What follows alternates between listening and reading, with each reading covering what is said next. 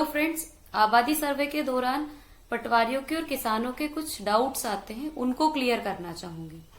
पहला डाउट आता है, पट्टा कितने बाई कितने का बनेगा। तो पट्टा कोई मापमान फिक्स नहीं है, कितने बाई कितने का बनेगा। पट्टा कब्जे अनुसार बनेगा। आपका आबादी क्षेत्र में जितने बाई जितने का कब्जा है उतना पट्टा बनेगा। एक घर में एक परिवार के कितने लोगों का नाम डाला जा सकता है। इसमें हम कितने ही लोगों का नाम डाल सकते हैं, पर कोशिश करके घर के परिवार के मुखिया का नाम डाला जाए तो अच्छा रहेगा। अगला है कि जिनके घर आबादी क्षेत्र के बाहर आ रहे हैं, क्या उनको हटाया जाएगा क्या। तो इसका जवाब है नहीं। अगर आप आबादी से बाहर भी रहे हैं तो आपको कोई नहीं हटाएगा। आप जहां रह रहे हैं वहां रहें, कोई दिक्कत नहीं है।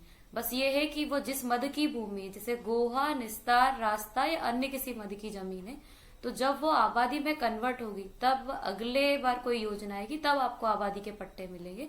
बाकी अभी आपको कोई कहीं से नहीं हटा रहा, आप जहां हैं वहां रहें। अब अपन जानेंगे कि आबादी में मद परिवर्तन कैसे करवाते, किसी अन्य मद की भूमि को आबादी की भूमि में कैसे कन्वर्ट करवाते।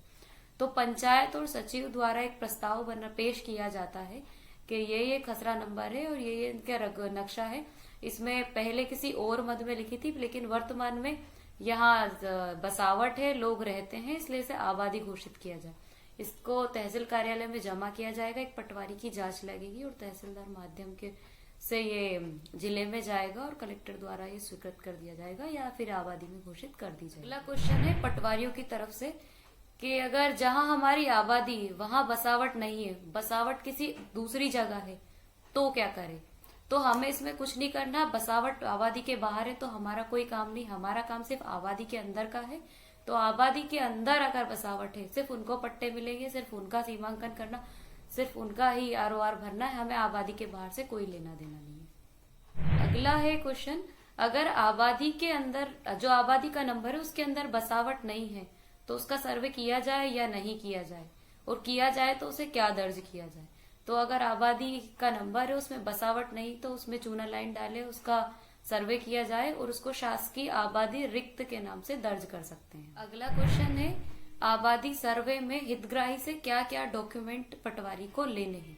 इसमें हमें 3 डॉक्यूमेंट लेने, आधार कार्ड, समग्र आईडी और मोबाइल नंबर। और 2 तो कंपलसरी, आधार कार्ड और समग्र आईडी। मोबाइल नंबर होगा तो भी चलेगा, नहीं होगा तो भी चलेगा।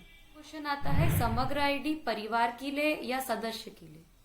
तो समग्र आईडी हमें परिवार के मुखिया जो है सदस्य, तो समग्र आईडी सदस्य समग्र आईडी लेनी है जो 9 अंकों की होती है। अदरवाइज अगर आप परिवार आईडी भी लेते हैं तो काम हो जाता है, पर आपको इसमें सर्च करना पड़ेगा। सदस्य आईडी मिल जाएगी तो काम डायरेक्ट हो जाएगा।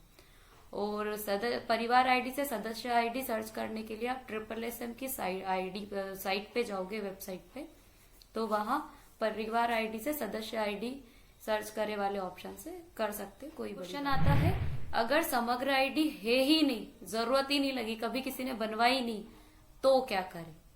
इसमें करना क्या है, अपना आधार कार्ड और कुछ जन्म प्रमाण पत्र, ऐसे कुछ डॉक्यूमेंट्स है, वो लेके ग्राम पंचायत पहुंचे और सचिव से अपनी समग्र आईडी बनवाए। 24 से 48 घंटे में नई समग्र आईडी या नाम जुड़ जाते हैं, नई समग्र आईडी जनरेट हो जाती। तो इजी है, अगर आपको जैसे ही पता चले वैसे ही आपकी समग्र आईडी बनवा ले, अगर नहीं है तो। अगला क्वेश्चन है, अगर एक ही व्यक्ति के एक ही गांव में एक से अधिक प्लॉट पर कब्जा है, घर बना है, तो क्या उसके 1 से अधिक पट्टे बन जाएंगे। हाँ, एक व्यक्ति के आबादी की भूमि में जितने जगह कब्जे हैं उसके उतने प्लॉट बन जाएंगे, 1, 2, 3, 4, 5 और उससे ज्यादा भी। अगला क्वेश्चन है, पट्टे किसे मिलेंगे। पट्टे सिर्फ उन्हीं व्यक्ति को मिलेंगे जो आबादी क्षेत्र के अंदर निवास करता। अगर आपका मकान आबादी क्षेत्र के बाहर है तो आपको पट्टे नहीं मिलेंगे। एक क्वेश्चन आता है, समग्र आईडी उसी ग्राम की होना जरूरी है क्या। तो इसका जवाब है नहीं। ऐसा कोई जरूरी नहीं है कि उसी गांव की समग्र आईडी हो। मध्य प्रदेश में, पूरे मध्य प्रदेश में कहीं की भी समग्र आईडी हो, बस आपकी समग्र आईडी हो 9 डिजिट वाली, उससे काम चल जाएगा, कोई दिक्कत नहीं। अगला क्वेश्चन पटवारियों की तरफ से आता है, क्या एक बार आरओआर भरने के बाद संशोधन किया जा सकता है। हाँ, एक बार आरओआर कंप्लीट करने के बाद भी संशोधन किया जा सकता है। अगली बार जब हम संशोधन करेंगे तो नाम, पिता का नाम और हिस्सा, समग्र आईडी, मोबाइल नंबर, ये चीजें हम संशोधित कर सकते हैं। और नई आरओआर ऐड भी कर सकते हैं और भरी हुई आरओआर को डिलीट भी कर सकते हैं, कोई दिक्कत नहीं।